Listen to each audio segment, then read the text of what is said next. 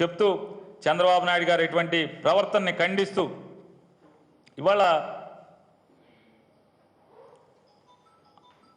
Social మీడియాలో మాట్లాడుతున్నారు చాలామంది తెలుగుదేశం కార్యకర్తలు కానీ తెలుగుదేశం పార్టీకి సంబంధించినటువంటి సోషల్ మీడియా యాక్టివిస్టులు కానీ వారు పోస్టులు పెడుతున్నారు.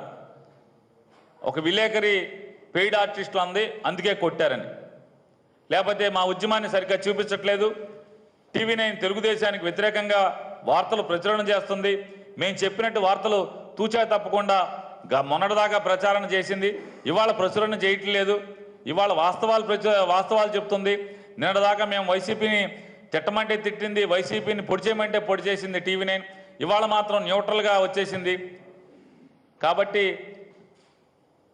అందుకు దాడి చేస్తున్నామని చెప్తున్నారు. అయితే మరి టీవీ5ని ఏబిఎన్ని ఇదే టీవీ9ని వైసీపీ కార్యకర్తలు ఎప్పుడన్నా ముట్టుకున్నారా? ఎంత వ్యక్తిత్వ హననం చేశారు, ఎంత దాడి చేశారు వైసీపీ పార్టీ మీద.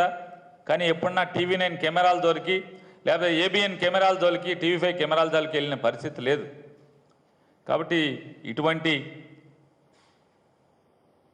దుర్మార్గమైనటువంటి చర్యల్ని సమర్థించేటువంటి ప్రవర్తనని మానుకోమని చెప్పని వారందరికీ హితవు చెప్తూ మళ్ళా ఏం మాట్లాడుతున్నారండి వీళ్ళు. ఒక మంత్రి పొద్దున ప్రెస్ మీట్ పెట్టాడు, పత్రికా విలేకరుల మీద దాడులు జరిగితే తెలుగుదేశం అధినేత స్పందించలేదు, తెలుగుదేశం నాయకుడు పార్టీ దానికి సానుభూతి వ్యక్తం చేయలేదని మాట్లాడుతూ ఉన్నాడు. అయ్యా మంత్రి గారు, మీ ప్రభుత్వం మీకు కొత్త ఇవాళ ఈ ప్రభుత్వాలు నడపటం, ప్రభుత్వంలో అధికారంలో రావటం అనేది తెలుగుదేశం పార్టీకి 37 సంవత్సరాల చరిత్రలో 14 సంవత్సరాలు ముఖ్యమంత్రిగా చేసినటువంటి వ్యక్తి, 15 సంవత్సరాలు ప్రతిపక్ష నాయకుడిగా ఉన్నటువంటి వ్యక్తి చంద్రబాబు గారు. మీరు కొత్తగా వచ్చి ఇక్కడ పాఠాలు నేర్పాల్సిన అవసరం లేదు. మీ శాసనసభ్యుడు, నెల్లూరు రూరల్ శాసనసభ్యుడు కోటంరెడ్డి శ్రీధర్ రెడ్డి ఒక మహిళా ఎంపీడీఓని అర్ధరాత్రి ఇంటికి వెళ్ళి హత్య చేస్తామంటే ఆ మహిళ దిక్కుతోచని పరిస్థితిలో రోడ్డు మీదకి వచ్చి స్థానికులను కూడగట్టుకొని పోలీస్ స్టేషన్కి వెళ్ళి రాత్రంతా అక్కడే కూర్చుంటే మీడియా ద్వారా అది రాష్ట్రం మొత్తంకి దేశం మొత్తంకి తెలిస్తే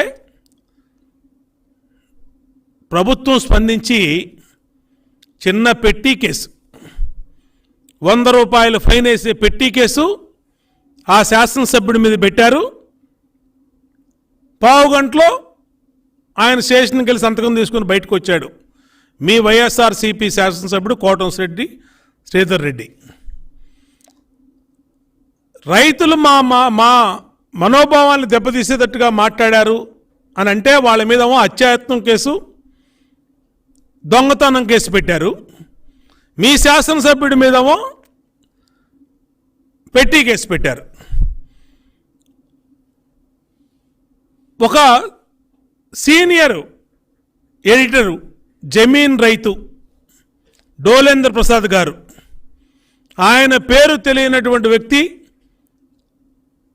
ఎవరు ఉండరు, అంత సీనియర్ ఎడిటర్ని పట్టుకొని ఆయన్ను కూడా ఇదే శాసనసభ్యుడు కోటంరెడ్డి శ్రీధర్ రెడ్డి గారు ఇంటికెళ్ళి చంపుతానని చెప్పి బెదిరిస్తే దిక్కుచోచని పరిస్థితుల్లో మీడియా పెద్దల్ని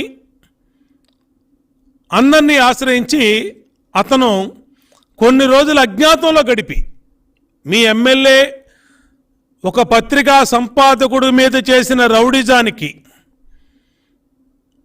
ప్రాణభయంతో డోలేందర్ ప్రసాద్ గారు ఆయన అండర్గ్రౌండ్కి వెళ్ళి కొన్ని రోజులు కనపడిన పరిస్థితి.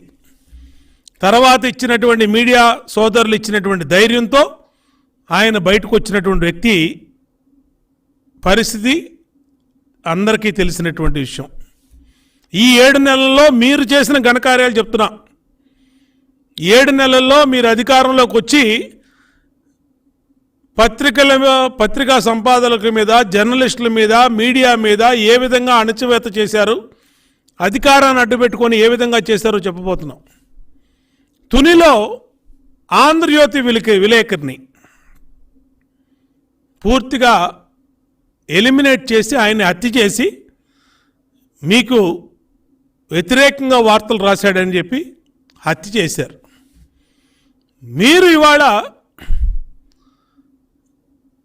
ఈ ప్రభుత్వం ప్రతిపక్ష పార్టీకి మీడియా మీద చిత్తశుద్ధి లేదు, జర్నలిస్టుల మీద చిత్తశుద్ధి లేదు, జర్నలిస్టుల మీద దాడి చేస్తే సానుభూతి ప్రకటించలేదు అని చెప్పి మీరు మాట్లాడుతూ ఉన్నారు. ఇవాళ ఈ రాష్ట్రంలో జరుగుతున్న పోరాటాన్ని, రైతులు చేస్తున్న పోరాటాన్ని